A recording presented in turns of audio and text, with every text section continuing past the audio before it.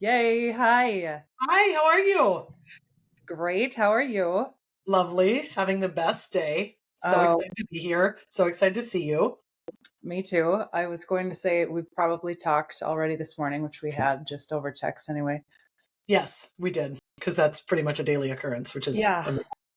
Well, so there were so many things that dawned on me since we connected last that I didn't ask you questions to let you speak to some of the experiences that I need the audience to hear because one of the things I think is so remarkable in your journey is what happened that led you to discovering a ketogenic lifestyle and how that incident really changed so much of the trajectory. And we talked about you getting into meditation, and I think we talked about the leg break a little bit, but yeah, um, but when you started doing the research, I'll let you speak to all that.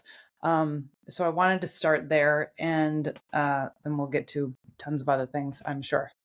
perfect. I love it. So one of the things I like to do just to set the context or the stage for the discussion is I have now finally accepted that even when times are tough or even when things happen to you that are difficult, that truly not only are those things happening for you, not to you, of course, as you and I always talk about, but it really is that the universe is constantly conspiring in your favor, which is something that I never would have said or believed even 10 years ago. I probably would have said that 5 years ago that I started to wake up to it, but realizing how going back to sort of the incident that you referenced. So for anyone who doesn't know this, in December of 2013, keep in mind this is coming up on 10 years this year.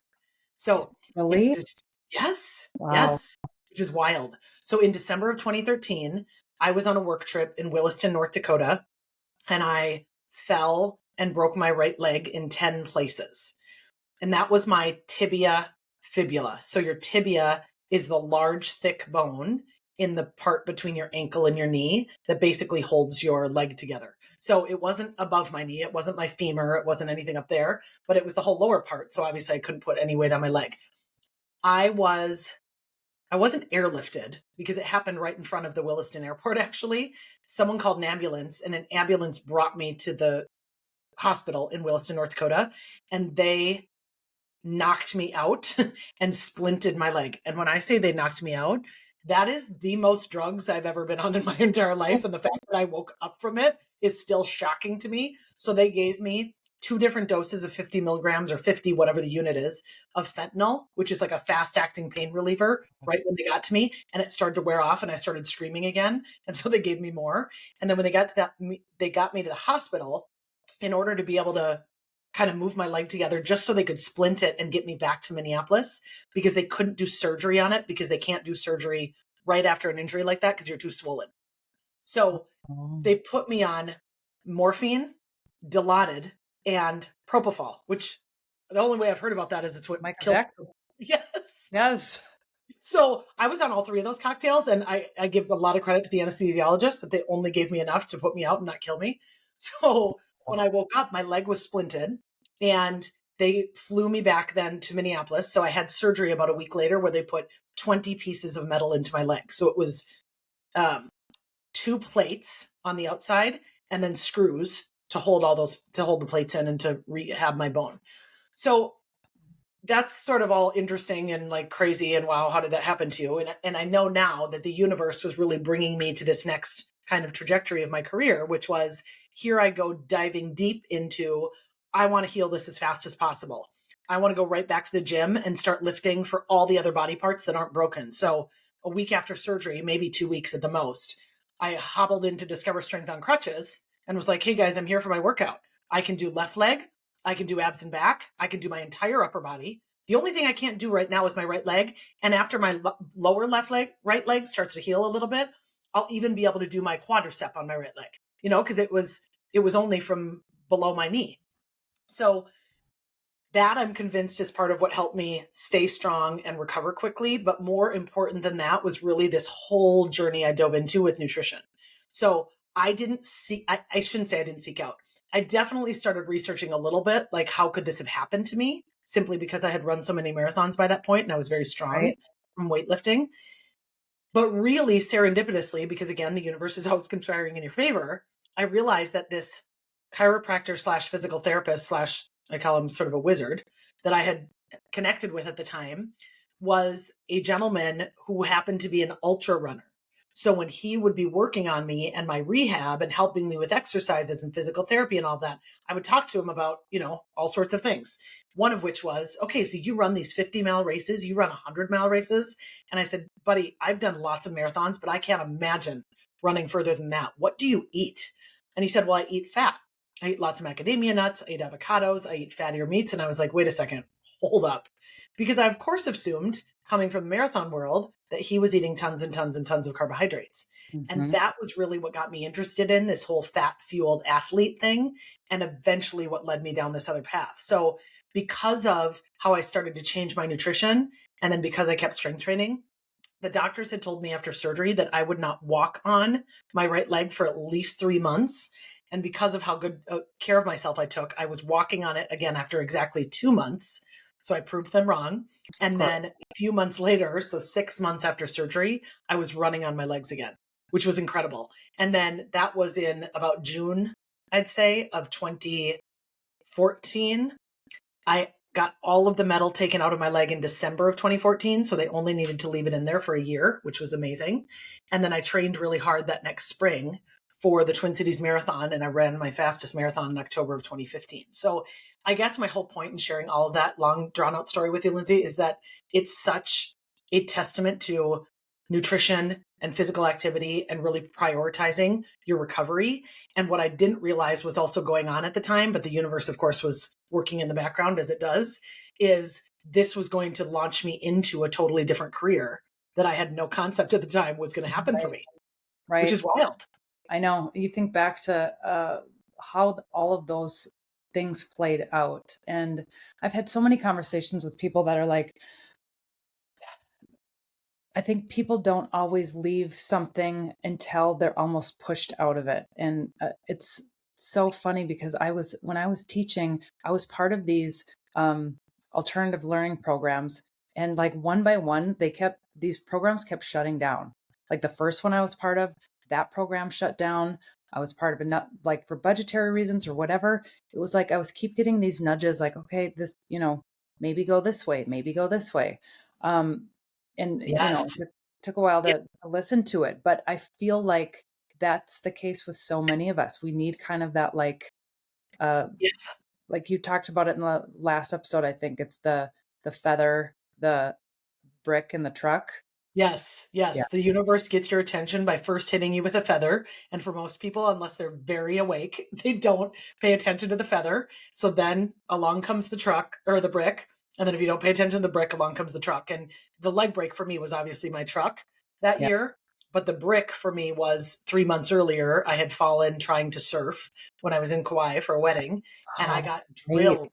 Yeah. And remember, it was that same leg. It was my right leg also. Yes. And because I was still, in Operation Robot mode, lawyering is so many hours a week, still coping from my divorce that had happened a year earlier. I was a human doing, not a human being.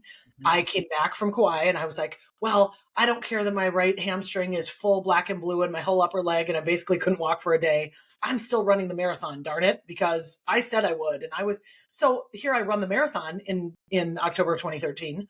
And the universe was like, hey, you're not listening. We're trying to get your attention. And then the leg break happened just a couple months later, which is kind of wild. So I hear you though, in terms of one of the things I work with clients on a lot is we really have to be open to and aware of and sort of present in our daily life to even notice these signs and synchronicities. One of the ones that was happening for me around this career change that I really haven't talked about publicly is I actually started to have a fair amount of conflict with a few of my partners in the summer of 2018. And you know this because you're my sister and we've talked about that privately, but all things are great now and I'm still very close with them. And I've left the law firm years ago, but that was a very difficult time for me because I was very close with these partners and they were like, one was a second father to me. Another one was a really good friend. I just felt so blindsided almost that they were really, what was happening at the time is they were frustrated that I had gone to a health conference on a weekend and I maybe had taken a Friday off to do it. And I was like, wait a second, I can do what I want on my vacation in my free time, which Yep. obviously is true.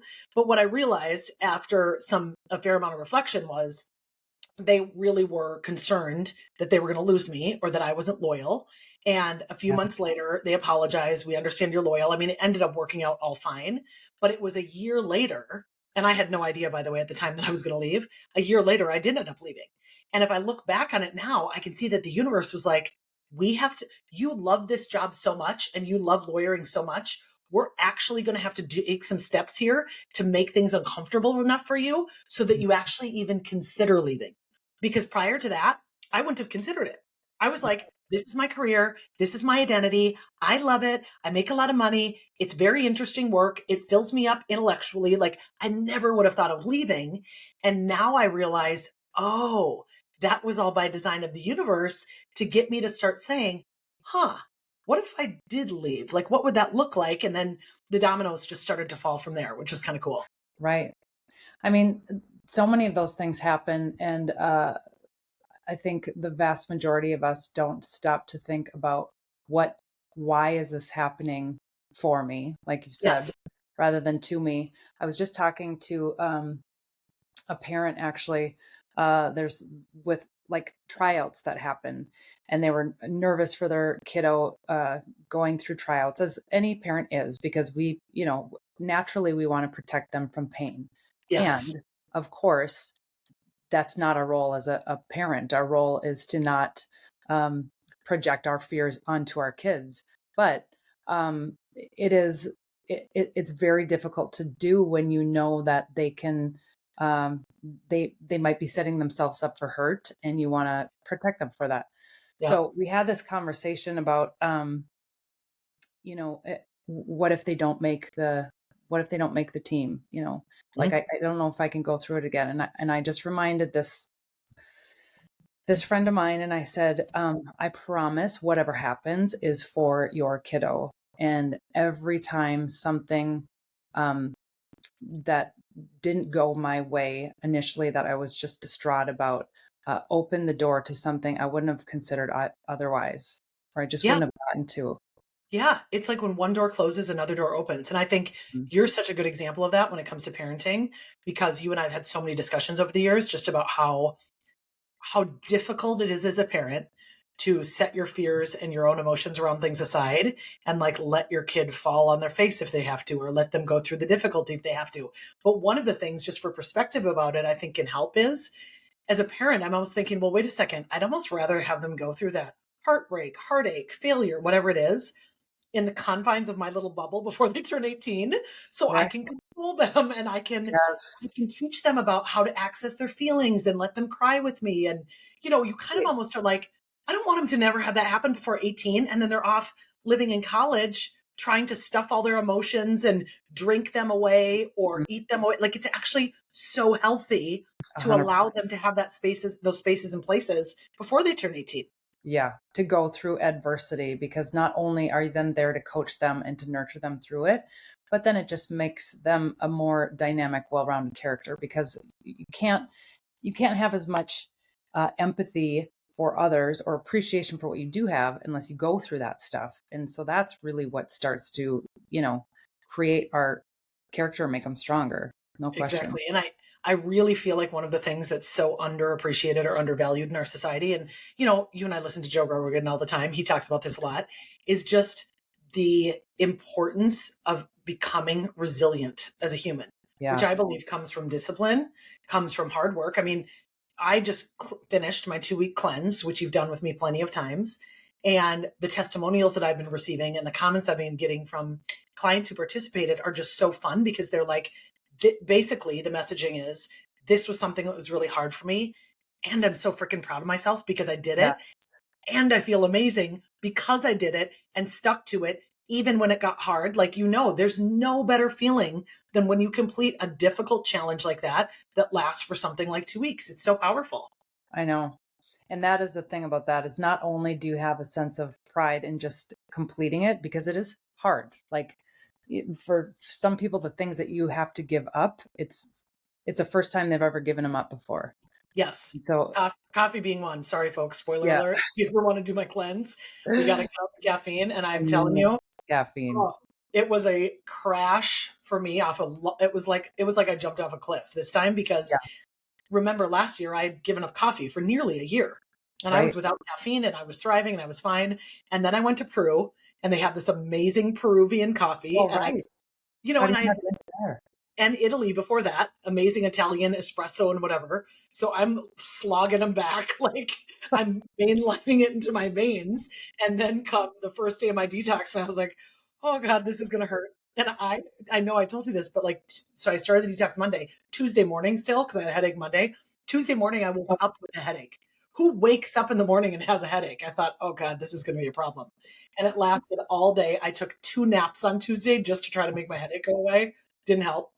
And by Wednesday, I felt fine. But I tell people if you can wean off coffee a little bit, like don't do what I do what I say. what I'm doing Wean. right now, yep. Because Yes.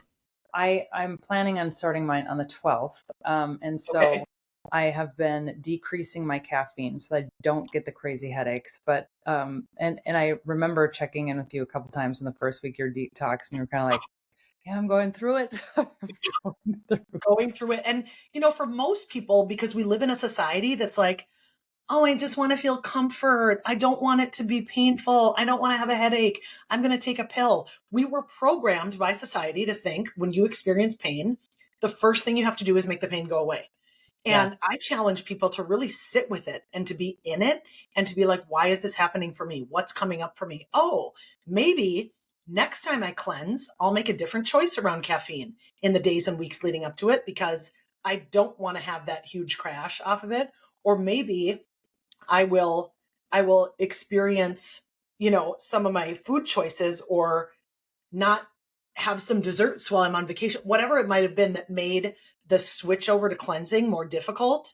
I may change that for the next time. And every time is just an opportunity to learn. I actually received a testimonial that I just shared on social media a little bit ago from a woman who said, this was my second time cleansing with you. And the reason I did it this time was just to get more energy and to feel better. And lo and behold, I lost 6 pounds and 3.5 inches from my waist. And I was like, wait, what? That's amazing. Oh my God. Right? In 2 weeks. And she feels so good. And a lot of it has to do with, and I talk about this in the course, and you know this, people don't realize that if they never go through a comprehensive nutritional detoxification process, you can have, sorry, folks, it's sick, but it's true. You can have fecal matter trapped in the wall of your large intestine and your colon for days, weeks, months, for some people even years, depending on what their diet is like. And so one of the first consequences that most people report to me after they do my cleanse is, holy cow, my tummy is flatter. And I say, yeah, we got a lot of Yeah. stuff, And literally. crapping all week. Exactly. Exactly. And like getting all of that out of your body feels so good because a lot of that extra bloat that you have in your belly can be from just trapped fecal matter, which is disgusting.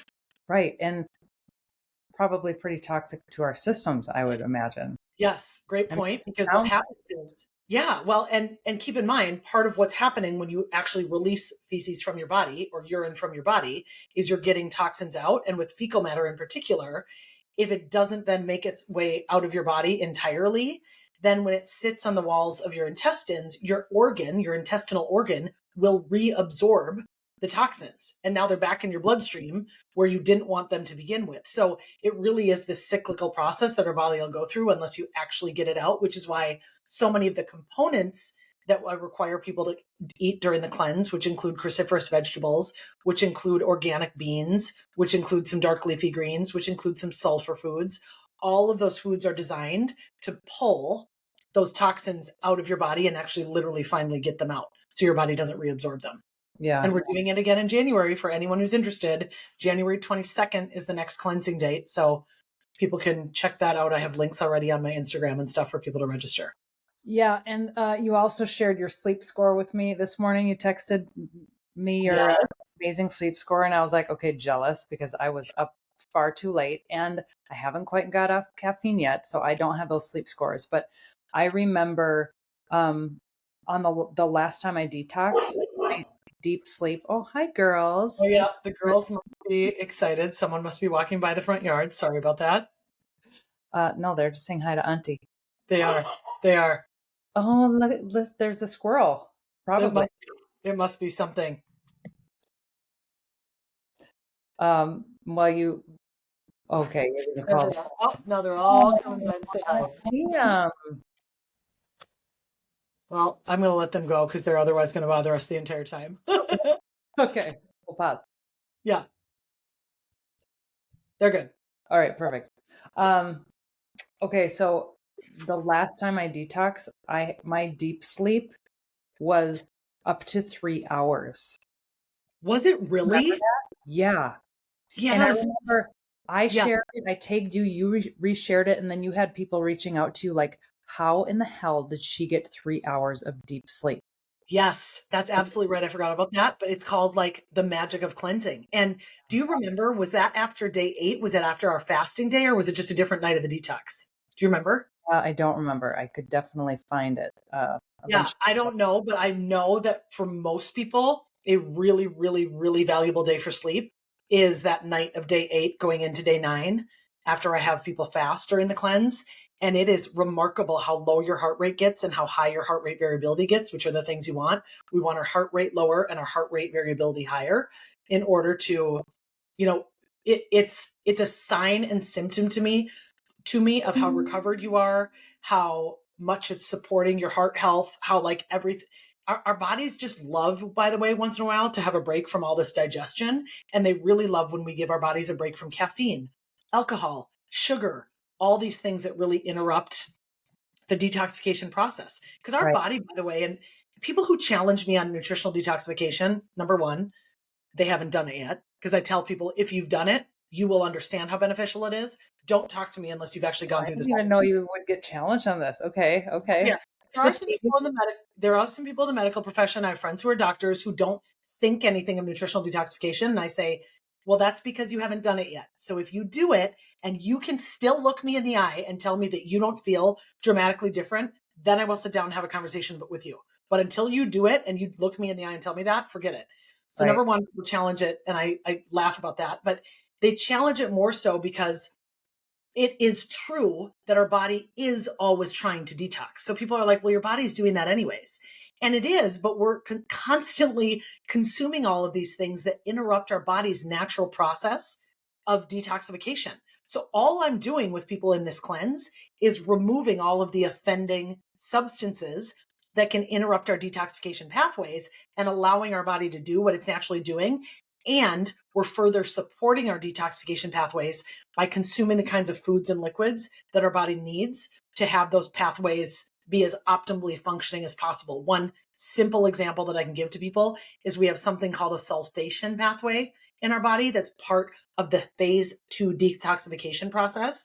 And so to support the sulfation pathway, we have to consume foods like eggs, onion, garlic, or daikon radish. Those are all high sulfur foods. Those would be things that you would want to consume every day to make sure that sulfation pathway is optimally functioning. Another simple example would be, this is why I recommend doing a high quality protein powder or a protein shake each day. You know, you also can have chicken breast and animal protein and those kinds of things, but something that's going to give us the amino acid cysteine, the amino acid methionine, and these other amino acids that are valuable for helping our body make glutathione, which is our master antioxidant. And glutathione is being massively used during detox. We're going through it.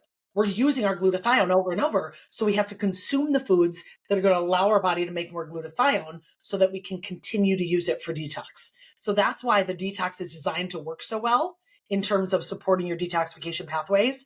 And I'm just always impressed with the testimonials I get from people who are doing their first cleanse or second cleanse or third cleanse, whatever with me, that they're still seeing and feeling amazing results, which is, it's just rewarding. Oh yeah. I mean, we started doing it the first time you put me through it. Well, Gary and I were living together. I must have been 24, 25. I was going to say, I don't think you were even married yet. No, we weren't. But Yeah.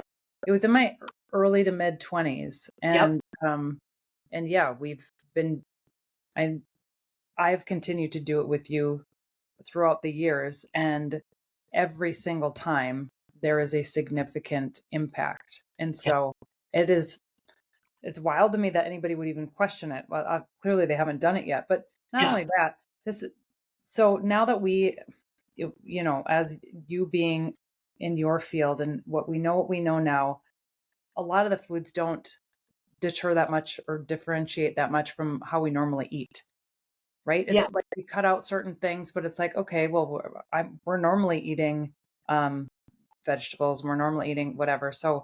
Um, eh, so I also don't see from other people's perspectives how that would be considered ineffective or I don't know. Yeah, mostly the only pushback I've received from some people in the very, very hardcore Western medicine camp is that they don't see the need for it.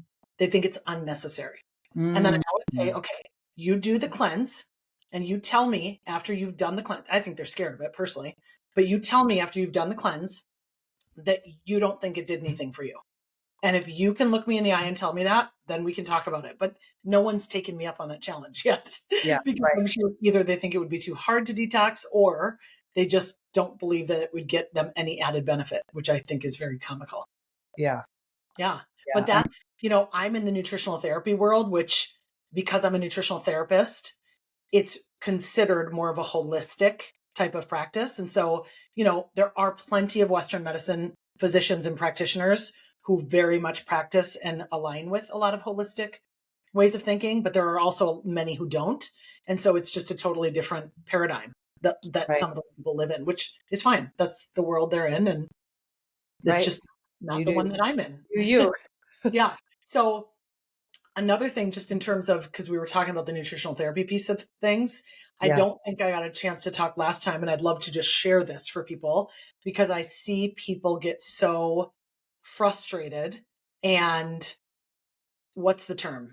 Um, Almost like resigned to the fact that fat loss or changes in body composition or weight loss or those kinds of things is just too hard or mm, that nothing works for them. And so I just want to make sure that people are aware that that is a story that they can release and let go of, and that there is a way to be able to not only improve your body composition, or like, let's say, not only to lose weight, but to actually improve your body composition. And by that, I mean, you can lose fat and gain muscle at the same time. And I hear a lot of times on social media that this is something that just isn't possible, that you can't be in a muscle gain phase and a fat loss phase at the same time. And part of me wants to make this like the refrain that I do on social media every day is to just get the word out there that you can do it, you can do it, you can do it.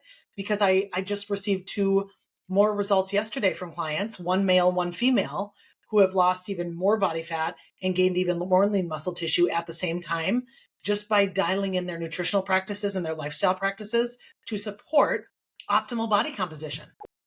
yeah. I mean, you get the data all the time. I What do. I really what do. was what can so for people who may not follow you, which is probably not many, because I think everybody who listens probably follows you. But for people who may have not seen it before, what kinds of results are you seeing in what kind of span of time when you Yeah. work with clients? Great question. I will just use the two most recent examples that I had because they're fresh top of my mind because I received them yesterday. So for one, this is a man that I've been working with for 6 months. So I literally last week just sent him his very last meal plan in the 6 months. So he received 26 weeks of meal plans with me. And this is someone who, and I always like to give the whole context because I want people to understand that results are of course very individualized and not everyone's results are the same, but everyone's results are perfect for exactly where they are and where they're at on their health journey. So he's a man who's in his 50s. He doesn't take any hormone therapy. He had gotten to the point where he was like, I've put on way too much weight. I don't feel good in my body anymore. I'm someone who feels like I'm probably drinking too much wine. I'm just kind of eating what's put in front of me. I'm having sandwiches at lunch.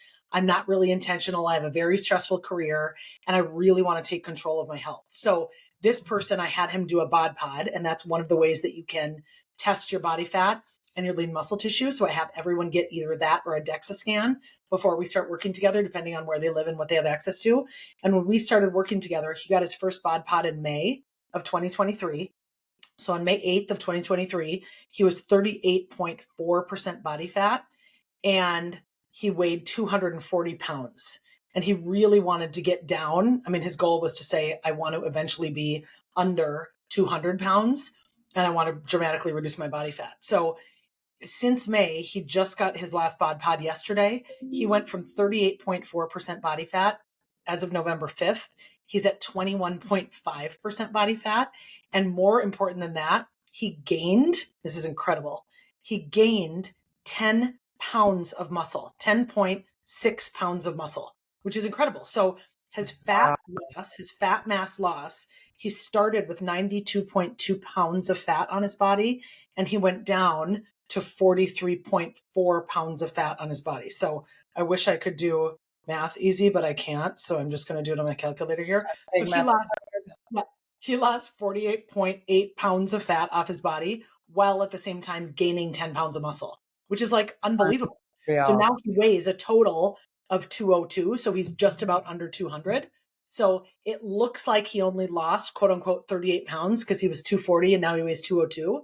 But that doesn't account for all the muscle he gained. So he really lost 48.8 pounds of fat. Any day of the week, you look way better naked if you lose more body fat and put on muscle than if you just lose weight. I tell people all the time, I don't care what your total weight is at the end. I mean, that's not true. I care. But I would way rather have you losing fat pounds. I don't want you losing muscle pounds because that's going to slow down your metabolism. And now you're going to have to diet even further. And eventually all of that weight is going to gain back. This man he's now set himself up to keep that weight off because of how he did it. He lost fat and gained muscle at the same time, which is so fun. So why is it that people think that that is not possible? Because I've heard that like myth before, which is ridiculous. I think the myth comes from the bodybuilding world because you have, and it's comical because I'm a professional bodybuilder and I don't ascribe to this either, but you have all these people who spend 6 months in what they call like a gain phase where they put on all this muscle and then they spend 6 months trying to lose all the fat on top of the muscle because they put on muscle and fat together.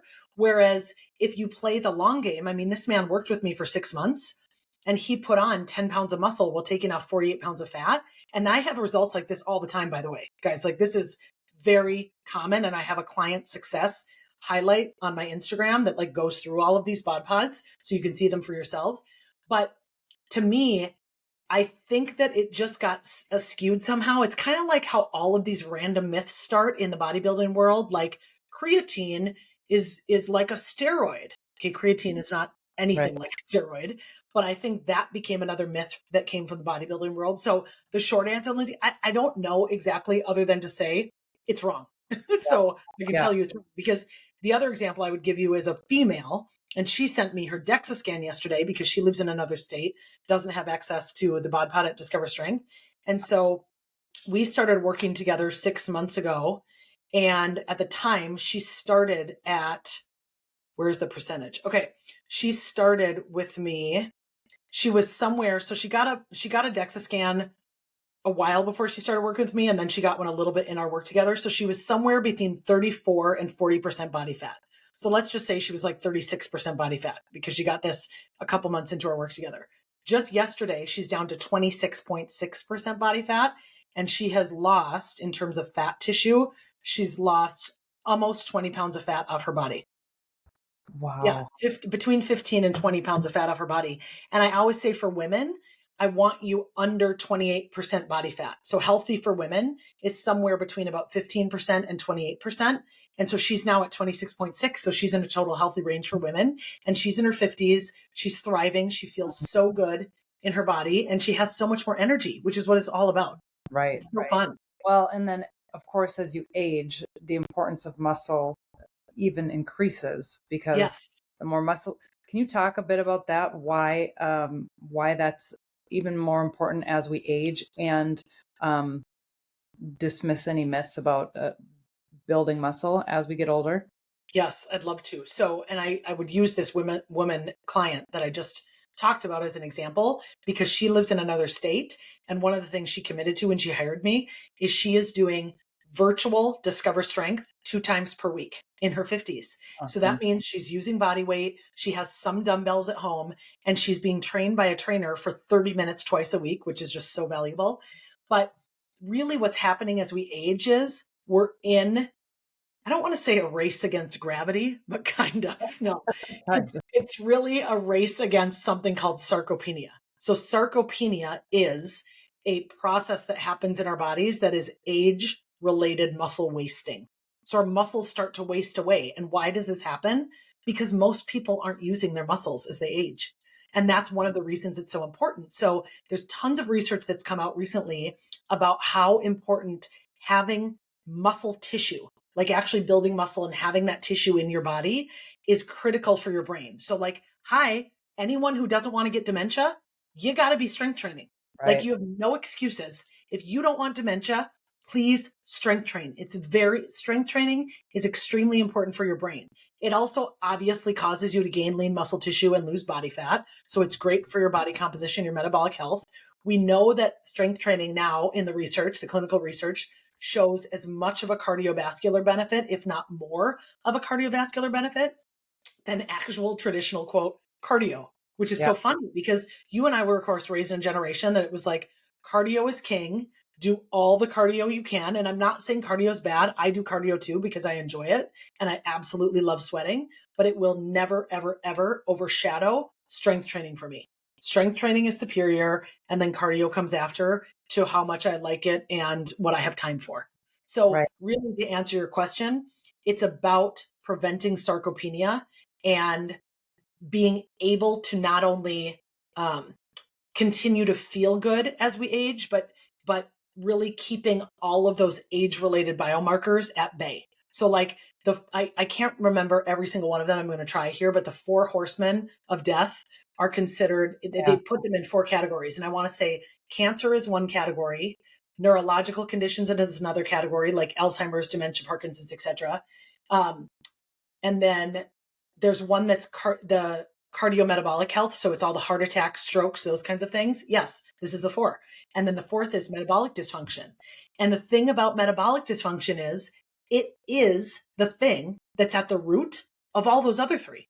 You Mhm. get Alzheimer's and dementia because your metabolism sucks. You get cardiovascular disease because you haven't focused on your nutrition and exercise and your metabolism sucks. I mean, metabolic health in general causes those other things, or it's at least at the foundation of all of those other things to some degree, because all of those other things are caused in some way by inflammation at the body, in the body. And I teach this in a lot of my courses. Cancer, Alzheimer's, autoimmune diseases, all diseases that you can get are to some degree at their very base level caused by some kind of inflammation in the body. And so Mm. that's one of the primary reasons that focusing on our metabolic health and strength training and moving every day and really dialing in our nutrition is so valuable, because if we can dial those things in, we can minimize the inflammation and thereby warding off things like autoimmune diseases, cancer, dementia, etc. It really is in my opinion, the only way to age is to focus on Well, this. yeah. And when you had said dementia earlier, I just wrote that down because I was like, okay, so not only does strength training help with cognitive and is preventative for dementia, right? It can prevent. Yes. Yep. Okay, but also I'm I know when we've talked about having having a lower carb fat fueled diet can also contribute to preventing like Alzheimer's, dementia. Is that accurate? Yes. Yes. Great point. And really the shortest way to think about this, and many people may have heard this before. I may have even mentioned this last time. I don't remember, but they now call Alzheimer's and dementia diabetes type 3, because we have found such a connection in the literature between the conditions of Alzheimer's and dementia and a high carbohydrate, largely, of course, processed food lifestyle, Mm-hmm. which is terrifying. So, and this has to do with, and they're doing research on this to figure out the mechanism behind why, but I've talked to people who are on the front lines of some of the research here. And one of the things that they suspect is that it has to do with how our brain uses either glucose or ketones as fuel. And those are the 2 fuel sources for our brain. So glucose is sugar. Ketones are what our body produces for fuel for our brain when you're in a state of ketosis, when you're in a fat burning state, when you're using fat for fuel instead of carbohydrates. And for people who are pummeling their body day after day, month after month, year after year with all it's what they're doing. It's pummeling. It's the onslaught of like, bring on the carbs. I mean, that's what people are doing so often. So when you're pummeling your body with carbohydrates, what happens is your brain is like, ah, and it has to deal with, your body has to actually process and deal with all of that excess carbohydrate. And Yeah. so it gets stored in various places in your body. And I go through a lot of that in my courses. It gets stored in your liver, then your skeletal muscle, and then it gets stored as body fat, which is why when we eat carbohydrates to excess, we put on body fat.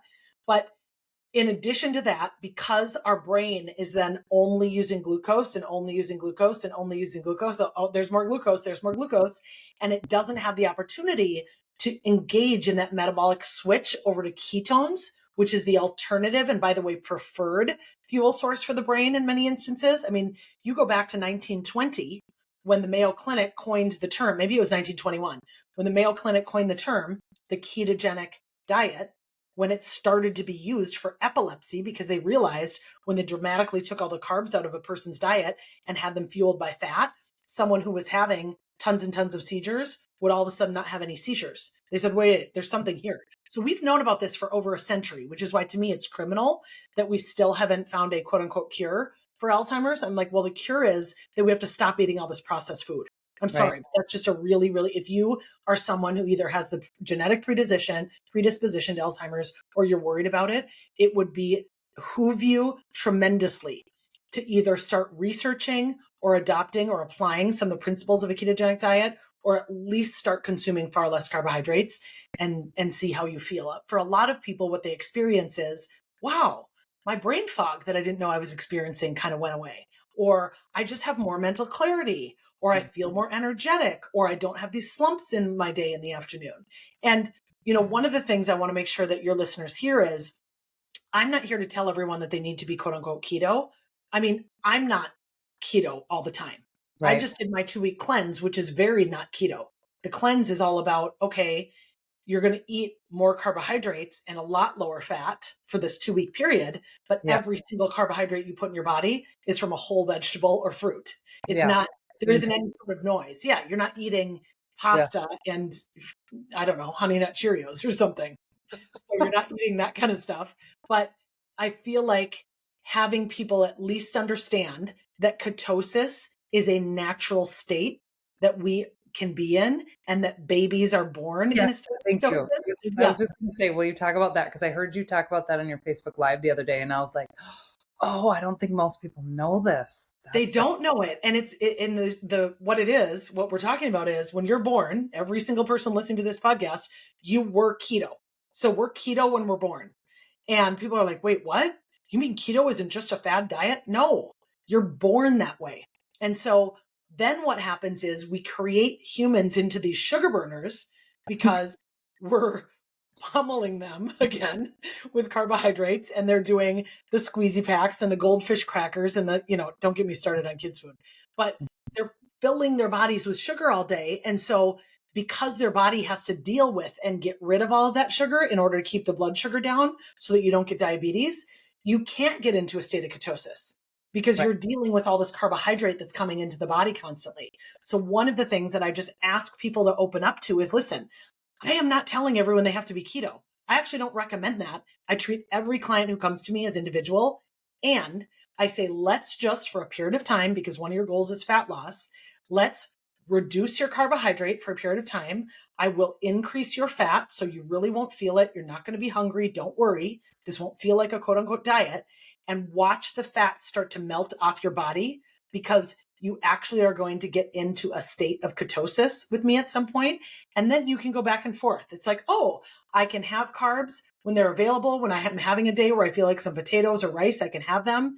Maybe I have a hard workout tomorrow morning. Maybe I had a hard workout this morning and I just feel like my body needs more carbohydrate. Maybe I'm a menstruating woman who knows that there's the week before my cycle, I need more carbohydrates, which is true, by the way, ladies. So just note that the week before your cycle, you need to have more carbohydrates to support your hormone balance and function. And so that would be a time to not say, I'm going to go zero carb this week. Is that why I eat myself at a house and home the week before my period? Yes. Why the pantry's my best friend. Well, and I always say I can almost intuitively, because my cycle is so irregular, I can intuitively know where I'm at in my cycle because I can feel myself starting to fiend for carbohydrates. And I'm like, okay, then just give yourself a day or two where you really increase your carbohydrates. And when you do that, make sure you decrease your fat. Okay. So Right. that's the thing I also want your listeners to hear. They are, they are like a pedal, two pedals in the car. You are not going to push the gas and the brake at the same time. You're going to go back and forth. You're going to put the carbs up and the fat down, or you're going to put the fat up and the carbs down. When you put both of them up, that's the fast train to weight gain. Okay.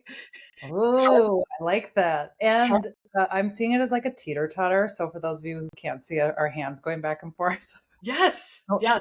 the fat goes up, the carbs have to go down, and Vice um, versa. vice Yeah. versa. So where do we find carbs and fat together that would The make us gain weight? In all the things we love: whole thing. donuts, muffins, cookies, Pizza. brownies, pizza, nachos, ice cream, you name it. All of those things are just, amazing, dopamine inducing, mouthfeel exciting things that cause us to want more of them, and they cause us to gain weight because all they are is carbs and fat together, which is just energy. If you can have a carb without the fat or a fat without the carb, like just a little more balanced, and then mostly focus on protein, you're going to feel so much more satiated. You won't overeat. I'm not saying never have ice cream. I have ice cream sometimes too, but I would never sit there and eat it by itself. I would have a steak with vegetables, maybe some sweet potato with it, something like that. And then after the meal, I would have some ice cream, and I would only do it sparingly and for a treat once in a while. Like, I don't know, when we're home with the family and on crisp. When was that? Yeah. I feel like that just happened. Oh, yes, apple crisp, pumpkin bars. Okay, Oh, she did adjust the pumpkin bar recipe and swapped regular flour. I got this from Brooke's mom, who does it all the time. Swapped regular flour with half almond flour and then half gluten-free flour. So okay. gluten-free, but then it also decreased the amount of carbohydrates. And because it used the almond flour, it was like super moist and super That nummy. I was, think I showed it to you and ate it in front of you when you were detoxing, oh actually. yeah, you did. And I Yeah, wanted to punch you in the face. Yes, I do recall that night because I was like, I super good. can't have that. And I mean, I think it was Halloween It also. was. So it was great for me because I couldn't have candy or anything on Halloween either, which was really nice. Which Yeah. reminds me, now that I'm not detoxing, I do have those Reese's peanut butter cups in my cupboard that the kids gave me, which was Oh, they did. they're so Yeah, sweet. Whitney gave me one, and so then Garrison gave me one. So I got one from each of them, and I was like, "Sweet, Auntie can't wait until I'm done cleansing to eat these because they're my favorite." that's so cute. It was really cute. Yeah, Yeah. Those are the things that are harder for me to turn down, or like the baked goods. I can turn down candy if I don't have to open the package, but if there's baked goods sitting on the table, like yeah. forget And Mom's apple crisp is one of the killers for me. I mean, that's it. the best. But I have talked to clients recently because Thanksgiving is, of course, coming up, and I've said there are so many seemingly decadent desserts that you can make low carb or ketogenic that no one would ever know. And you could bring it to the family Thanksgiving and not tell anyone that you're doing it and be like, "Hey guys, I made a really good pumpkin pie for you." You know? Well, I'm so glad you mentioned that because somebody had a cookbook that came out recently. I did. I did. And I saw it sitting on the counter last time I was at your house and I was so excited about it. Now I was going to turn around and grab it, and of course it's in the kitchen where I always That's use it. okay. I love it. I'm glad that it's in the kitchen because you're using it there. But I Yeah. have been totally overwhelmed and so proud about the response to the cookbook just because, I was in Italy when it was launched and I was with my business coach and my mastermind with all of my women in my Seven Sisters mastermind. And so it was so powerful to have them be there to support me. And like the fact that it went to number one bestseller within 48 hours and number one new release was like mind Unreal. exciting. It was so fun. Yeah. Yeah, it was crazy to not have you home to be able to celebrate that like win, but we got to FaceTime We and did. got to cry And together. cried together So, because it was so yeah, emotional. I know, it was so amazing. I was so and, you remember when I saw the first draft of the design, when you and I were on Zoom, I said to you, "Okay, this is legitimately the sexiest cookbook I've ever seen." Because it the designers did such an amazing job just bringing the vision to life and Yeah. having it so consistent with the brand that I just was so excited when I saw the Oh, actual it's so cookbook in gorgeous. design. It was neat. Yeah. Yeah. And for anybody who hasn't picked it up yet, I mean, it's not only is it comprehensive in the amount of recipes that are included, from snacks to breakfast to smoothies to lunch to dinners, desserts, but it also has such a breakdown of all of the macros, suggestions, and of brands and things that you've utilized and you've got your clients utilizing. I mean, it is the most comprehensive cookbook. And Thank you. yeah, it's Thank you amazing. so much. And one of the things, it's kind of silly that I haven't done yet, but I've talked to my team about it is there are several different brands that I utilize and recommend that I get discount codes for my clients for. And so I put those in the cookbook, but I need to reach out to those companies now and be like, hey, let's do a giveaway Yeah, because I'm featuring your amazing thing and I want to give away some copies of the cookbook. So that's been on my list for a little while. And I think kind of coming up before the holidays would be a fun time to do that because for people are sure. going to be looking for holiday gifts and everything else. And it's fun to be able to highlight some of the really high quality, real food ingredient businesses that I rely on and use that I reference in the cookbook because, I just love supporting other businesses that are doing amazing work in the world. Right. Yeah, I think that would be amazing. And Yeah. so much for people to look into, coming, especially around the holidays, and then to set themselves up for success in 2024. Your Yes. your cookbook, they can join the January detox. And then Oh, you and have something else, I think. I do. I have a Black Friday sale that's coming that I'm announcing soon, which is going to be a really, really big deal. So I'm not sure when you're planning to release this episode, Lindsay, but I'm certain the sale will already be on by the time you release it. We will see. I might be able to squeeze that in. Yeah, if you could squeeze that in, just Yeah. because the release will be, I mean, if it's timed right, it would be fun for people to get a leg up on that, just Yeah. because I'm excited because it's something that has been a labor of love for me that I prepared and created over the course of many, many, many months, and it's a ton of value, and I'm offering it for a huge discount, so Yeah. it'll be It's fun to gonna get be people in. awesome. Yeah, Yeah, we'll be sure to get this in so we can get the word out, because I'm really excited for awesome. people to enroll. Thank you. I'm very excited about that too. Yeah. And then the other thing is just as people think about kind of the holidays coming up, one of the things that we're working on a lot with my clients is really thinking about how they can be intentional going into this time of year. So I know the saying's annoying, but it's true. Fail to prepare means prepare to fail, right? So it's Mm, just thinking about preparation. How do I make sure I don't go to holiday parties or family gatherings hungry? How do I make sure I bring some of the food that I know I can enjoy if I go there and everything is crap? How can I bring something? How can I have a protein rich meal before I leave the house to go to that thing so I don't go headfirst into the nachos or whatever the food right. is that I'm going to want to eat a ton of when I get there because I went there hungry. How do I make sure I have my water bottle with me at all times so I'm constantly hydrating? Because there's been every time I say this I'm like, by the way guys, I don't know if you want to fact check me on this. I've seen this. I don't know if this is an old wives' tale, but I've read that up to 75% of the time we think we're hungry, we're actually thirsty. And so let's assume that's true. Why wouldn't you just hydrate more, have some electrolytes in your water, drink something that's going to make you feel like, oh, I'm good. I actually don't need to eat now, instead of going and wolfing down the spinach and artichoke dip with 27 tortilla chips or whatever it is that's Sounds your delightful.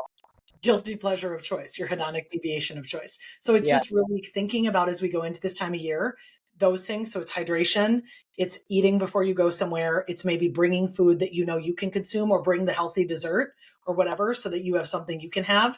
And then number 4, I think it's so valuable at this time of year, really, really, really stick to a workout regimen. Because if you can Yeah. get to the gym in the morning, if you can be sweating, if you can be doing these things that release dopamine and that elevate your mood and release serotonin and make you feel happier, you're not going to reach for the sugary food to make you feel happier because you already released those neurotransmitters throughout the day or those Yeah. hormones. So that I think is also really important to note is that people get so, oh, I'll just start in January. It's like, no, this is literally the best time of the year to be really regimented about your routine. Yeah, and I think for so many parents, it's that I talk to, it's a matter of when they're going to get it in, because if they're getting their kids ready in the morning and then they jump into work, and then kids come home from school and they're chauffeuring all evening. So one of the things I've talked to you about is, if my day is so busy that I haven't gotten there yet, like tonight, Garrison has hockey for an hour at, happens to be at the community center, which the Y is right attached to. So Yep. I could sit there and I could visit with parents, or I could go get a workout in the hour that he's working out. And so Yeah, sometimes it's just about like getting creative with the bits amount of time you have, whether it's a half hour or an hour, um, and using it to move. it is. It's so, because the truth is, people have more time than they realize if they really sit and look. Like just the example you gave, you could sit and Yeah, talk to parents and you could feel like you're stuck there. Or you could say, wait, I actually have a choice in what I do with his time that he's at practice. And I could right. go exercise during that time, which is so important. Yeah. And the Yeah. other thing is, I do a lot because you and I own our own businesses. I'll talk to clients when I'm walking the dogs. Mhm. I'll be getting movement and doing things like discovery calls and other things like that when I'm actually out walking the dogs and getting exercise. So that's just another thing for people to think outside the box of how they can prioritize it. It doesn't have to be, I have to spend a full hour at the gym and then I have to shower because I got all sweaty. It can be these little fits and starts that you do throughout the day. Yes. Yes. And that was one of the pieces that you've always shared with me too, is just get up and move often throughout the day. And Yeah. you don't have to think about saving a hour chunk of time for a walk. If you can have multiple walks throughout the day, that's Yeah. actually preferred. 3 20-minute walks actually could be better for you than walking for an hour because it breaks it up, and they call it in the research exercise snacks. And it allows your metabolism to sort of keep revving all day instead of feeling like I'm going to go walk for an hour and then I'm just going to sit and sit and sit and sit. Your body's actually meant to move and meant to get up and down and meant to be not at a chair all day long behind a computer. We just weren't meant to live that way. We weren't. Right. Speaking of which, I'm going to have an exercise snack and take Fozzie on a walk pretty quick here. Perfect. I'm going to do the same thing with the girls. I love it. Yay. Well, I'll probably talk to you. Sounds great. Oh, and Um, it's 111, of course. oh, look at that. That's a perfect time to wrap up. 111. I love Yeah. it. Wow. Of course. Well, I love you so much. Thank you for jumping on again. Thank you And for having me. I enjoyed it. I love talking to you. perfect, obviously. Yes. Okay. Love you. I'm sure I'll talk Love to you you. soon. Bye.